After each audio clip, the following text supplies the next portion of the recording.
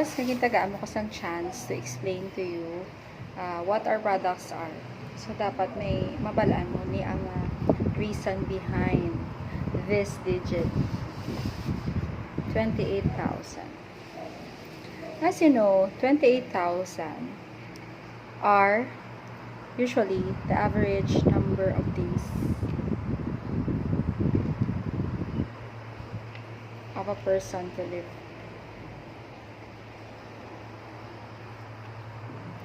So, kung i-convert mo siya into years, equivalent siya sa 76.71 years. Or, should we say, i-convert na lang siya sa 80 years. And, for this 80 years, i-divide natin siya into 4. So, the ages are 0 to 20 years old, 20 to 40 years old, 40 to 60 years old, then 60 to 80 years old. As you know, the first stage from 0 to 20 years old, usually, what we do is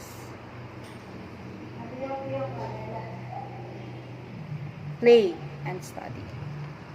And then, between 20 to 40 years old, usually, there are people who got their first car, first house, or your first job, or between 20 to 40 years old, you get married. And then, pwede man you can have your kids with you. And then, on 40 to 60 years old, of course, as an investment, siguro, you can have your second car, second job. Kasi nag-silo ka sa job mo. Second house. And, of course, your kids, at that time, they're about to finish their studies or professionals na sila. And then, 60 to 80 years old is usually ang tao dira naga-retire. And as you notice, the ages from 0 to 20 years old and 60 to 80 years old, makita mo dira, there is this situation nga wala sang income. And kung lang taon mo, this 28,000 days, if you're gonna subtract the half of its time because of amo ni bilang sang 0 to 20 years old mo kag 60 to 80 years old mo, may nasano na siya sang tunga. So you only have this 14,000 days to reach your dreams and goals in life. So with these 14,000 days, what if you're already 35 years old? No. If you're already 35 years old, you only have less time already to make your dreams happen, to reach your goals in life. So in this situation, there's a fear that arises in this point in time. That 0 to 20 years old, you're 60 to 80 years old. There is this, from 35 to 60 years old, there is this fear that arises from a person. Apat na na-identify usually. Number 1, what if I cannot go to work? I cannot work at 60. Diba? What if you cannot work at 60? Number 2, what if I do not reach, or I did not reach 60? Number 3 question and fear is that how much is enough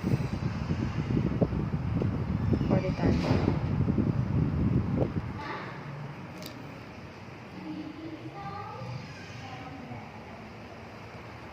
And the last, if you had your kids with you, how can you ensure, or how can I ensure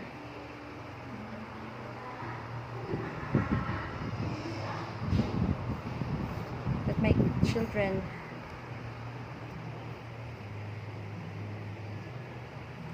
has a good foundation.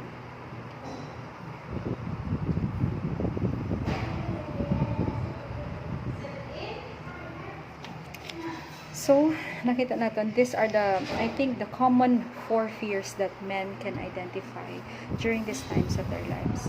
So, first, what if I cannot work at 60 years old? So, syempre, di ba usually at the age of 60 years old, when you are employed, the end point there is to retire, di ba? Your only choice is to retire during these times. And, and, the only thing, diba, usually if we wanted to work until 60 years old, syempre diba ang mga showstoppers na or hinder sa aton nga goal na mag-work up to 60 is usually mga diseases or disabilities nga would give you the reason nga hindi mo na matapos ang inyong work up to 60 years old, or hindi ka na makatakol sa inyong brahon basta mag 60 years old ikaw. So next question, next fear is, what if I did not reach 60 years old? So in that question, it is really a big problem. Now what if hindi ka reach sa 60 years old? And how much is enough for retirement? So we at this point, siguro, how much is enough for retirement? Kaya di gusto mo, kung anong lifestyle mo. So, kung after 60 years old, ano man ang lifestyle mo, di ba na? So, buot silingon, you must maintain this lifestyle by, of course, having the retirement nga, nang bastante kit ikaw, kag mahatag ang inyong kinahanglanon during these times, because you are unemployed, you have no income. Unless kung business-minded ka, di ba? And then, how can you ensure that my children has a good foundation? Syempre, of course, guaranteed ni sila. They are guaranteed payout. Dapat kung may kabataan ka, you are planning ahead of time. Because, what will you do someday kung mag-eskwela sila tapos wala ka na lang sa funding para sa ila? Ano, maasa kita sa scholarship or pwede natin ka-varsity ating kabataan? That's usually hindi man ako nakakommon. So on the first question, I could already tell you about our products here. The first is, what if I cannot go up to work at 60? Because of, diba, diseases, critical illnesses. So we have products here that contains critical illness benefits, and of course, income protection benefits.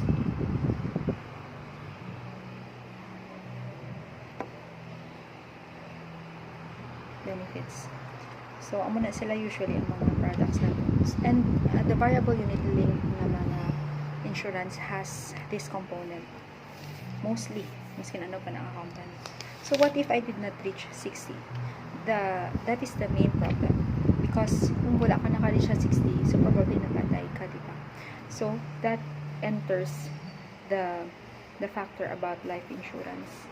Because why? You can leave behind an amount of money in which ang imo nga family, because if you're the breadwinner, ang imo family mabuhi siya pag may bastante nga financial may bastante siyang budget para at least malabot man nila ang ilang dreams in life, goals in life, because you are the breadwinner. So it is very very important na to leave them behind with a good reason na magpadayon sa kabuhi, di ba? That is the life insurance. And how much is enough for retirement? Syempre, of course, samtang may ikasaram ka pa, why not? Dapat, if you wanted to plan for your retirement, dapat you're planning to save. And you are saving. You are investing. And, muna gani, diba, kung mag-invest, you must have a long-term goal. So, that long-term goal, what's saying one, at the end of time, nga wa ka na sang imo nga retirement, diba, hindi ka mag-invest, so because early ka pa nag-invest. And, how can you ensure that my children has a good foundation? Of course, because ang children natin has a guaranteed, they are guaranteed payout. So, dapat, una pa lang, gina-investaran na sila, ginasavean na sila. We are preparing for their future. So that's it. And siguro diri actually naga-surround ang ato ng mga concerns in life, in the circle of life. And the average years of a person to live is 80 years. And in that 80 years, what have you done? What have you done in that 80 years? Nga makasiling ka nga nag-prepare ka gid sang maayos sa inyong future.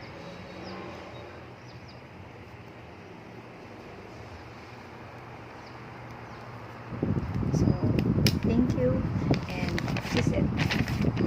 This is the illustration of ayan.